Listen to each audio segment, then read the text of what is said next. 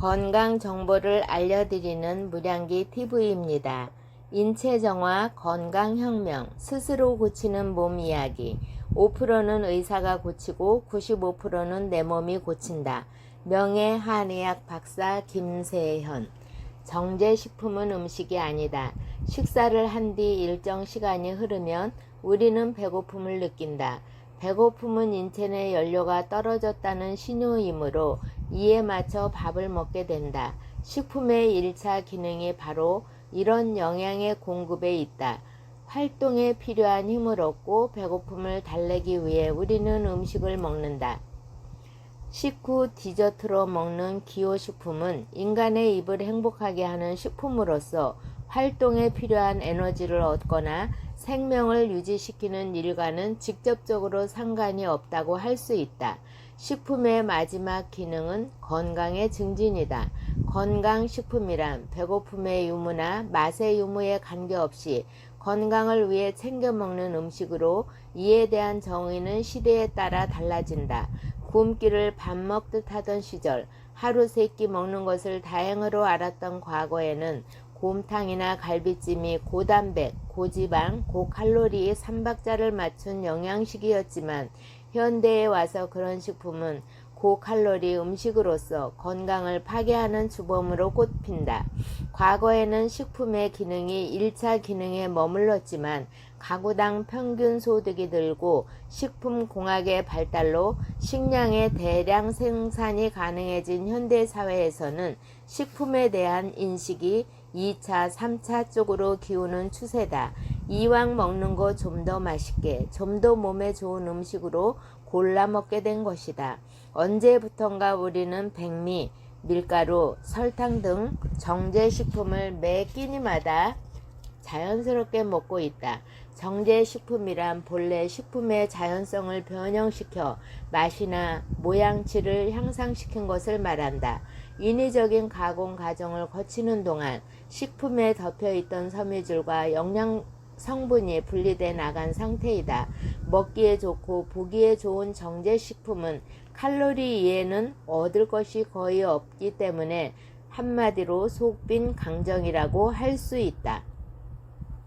빵, 케이크, 라면, 파스타, 피자 등 아이들이 즐겨 먹는 간식류의 대부분은 정제 밀가루로 만들어진다. 정제 밀가루는 혈당 수치를 급격히 높이고 인슐린을 가다 분비시켜 지방의 축적을 촉진시킨다. 또한 밀가루를 수입하는 과정에서 방부제가 첨가되어 소화 효소를 낭비하는 결과를 가져오게 된다. 설탕의 즉각적인 작용은 간과 췌장 등의 장기에 가부화를 일으키며 조직을 산성화시키고 체내 무기질과 다른 영양소들을 빨리 소비시키는 등 인체에 악영향을 끼친다. 사탕, 초콜릿, 과자를 먹는 어린이들이 지나치게 활동적이고 산만한 것도 이와 무관하지 않다.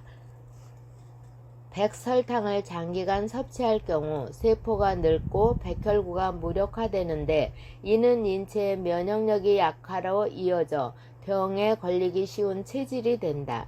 설탕은 자체로 칼로리가 높아 단식품을 많이 먹을 경우 당분이 체내에서 중성지방으로 변해 신체 곳곳에 쌓이게 된다. 비만의 원인이 되는 것이다.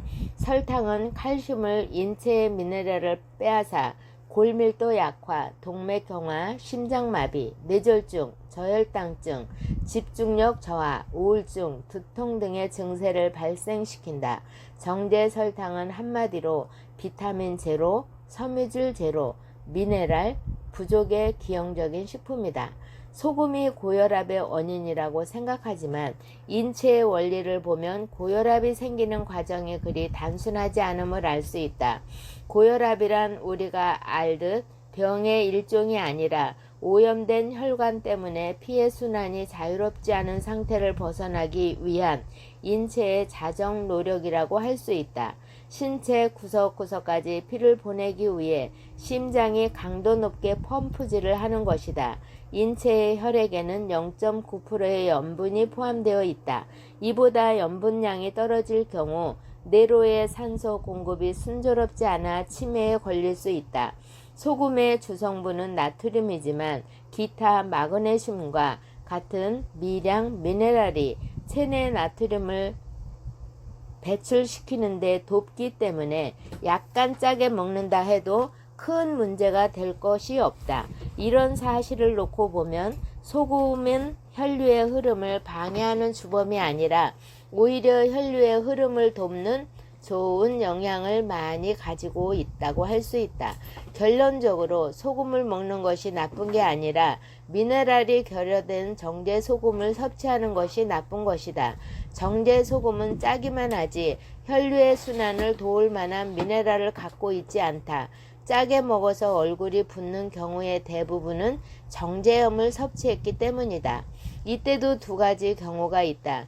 건강한 사람이라면 약간 짜게 먹는다 해도 대사 효소가 달려와 혈류량을 조절해 줄 것이다. 문제는 몸속에 비축해둔 효소가 적은 사람의 경우다. 이 경우 정제소금을 섭취하면 혈압은 계속 올라가 얼굴이 부석부석하게 변하게 된다. 강조하지만 소금 자체만 놓고 보면 역기능보다 순기능이 많은 식품이다. 시장에 가서 소금을 살 때는 조금 비싸더라도 국내산 천일염을 구입하는 것이 좋다. 사람에 따라 혈관이 오염되지 않았는데도 혈압이 높은 경우가 있다. 이는 젊었을 적 지나치게 고생을 한 경우로서 효소를 과다하게 소비, 혈관이 경직된 경우다. 이럴 때는 무조건 소금 섭취량을 줄이기보다 양질의 콜레스테롤, HDL이 함유된 음식, 소화효소가 많이 든 음식을 섭취하여 혈관을 부드럽게 해 주어야 한다. 공유하면 함께 건강해지는 물향기 TV였습니다.